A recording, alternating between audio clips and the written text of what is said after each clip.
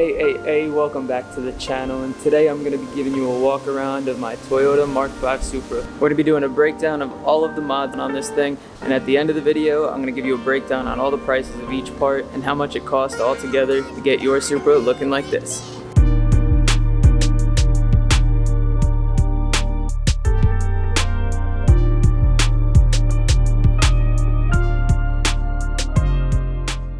Alright, so we're going to start things off in the front of the car. Right here I have my American Panda design badges. These are the V1. They're now on to V3. The new ones have social media chips in them, and it is a full set, so I do have front and back. Moving down to the front lip, this is an Aeroflow front splitter. It is aluminum. It takes a beating. I scrape on everything. If you look at the underside of this thing, it's probably completely scratched up. These are the struts for my front splitter. I got these from Amazon. They were $15. Nothing special. That's what it is. Moving over to the side of the vehicle, I have Kansei KMP wheels. They are 19 by 9.5 in the front, 19 by 10.5 in the rear. My tires are Continentals. I have 265 35 19s in the front. I have 295 35 19s in the back. Looking at the fitment on the back wheel, I still have some space left. I might move up to a 305. Down to the side over here, I have matching Aeroflow side splitters to go with the front lip. Just thought they were really clean, like the way they look. I have another set from Street Aero at home. I'm probably gonna replace them because those ones have my name on them. These are also made out of aluminum. Definitely have scraped these things on several things. Hold up pretty well. I've stepped on them a few times. These right here are the Versus Engineering wind deflectors. Moving over to the back of the car, I have the Battle Aero chassis mount wing. The deck of the wing is 70 inches long, and it is full carbon fiber. With the Time Attack end plates, I got the steel braces. They started rusting in about a month. The paint is still flaking off right now. I still need to get them fixed, but I do still really like the wing, regardless of this issue I'm having here. But it does fold open, so I can access my trunk. All you do is lift these two handles, slide it back, press your trunk button, and the trunk will lift. Slide it back, lock the handles, and you're good to go. So definitely a good wing, definitely would recommend it.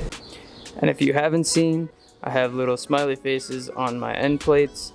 These ones were from a gingerbread man that I did for when we did a Toys for Tots event.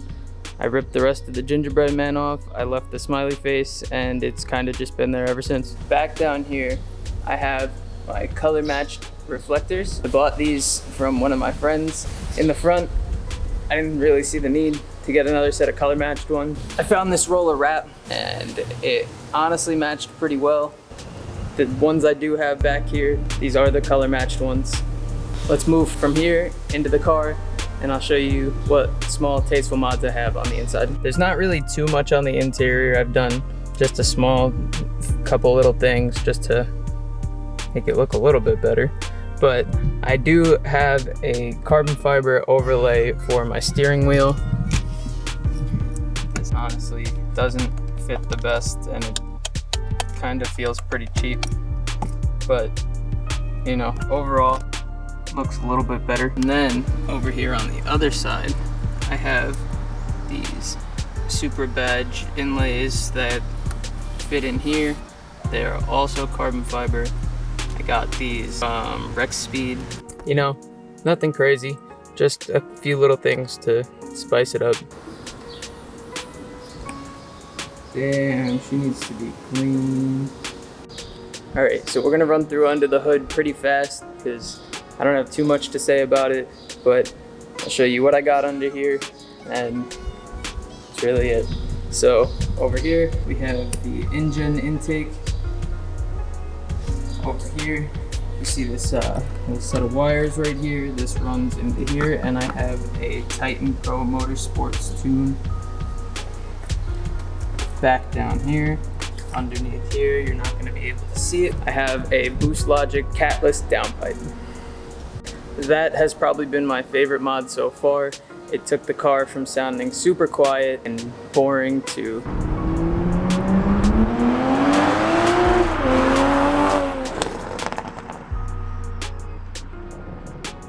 we have this little spoiler down here as well.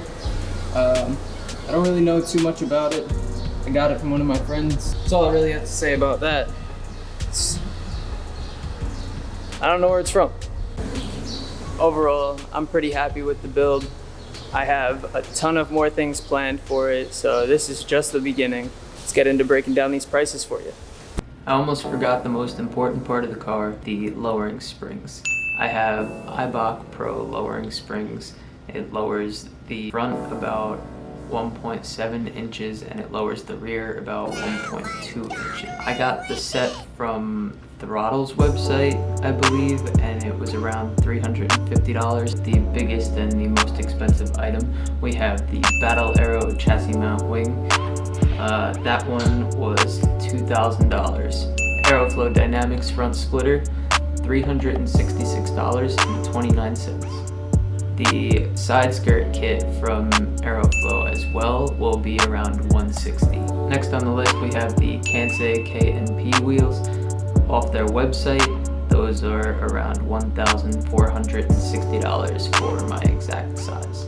To wrap up those wheels, we had the Continental Extreme Contact Sport. The 295/35/19 for a set of two ran up to $808.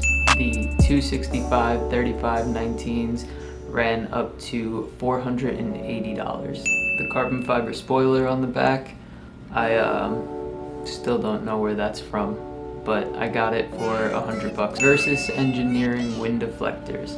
Those are around $200. The Rex Speed dash badge will be about $75. The Boost Logic catless downpipe will be about $450 online.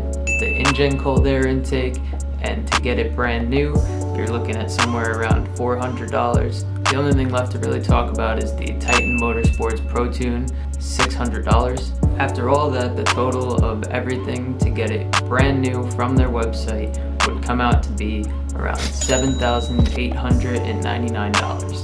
That's just about it for this video.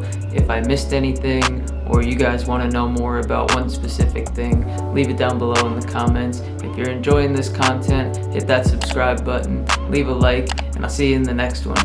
Peace.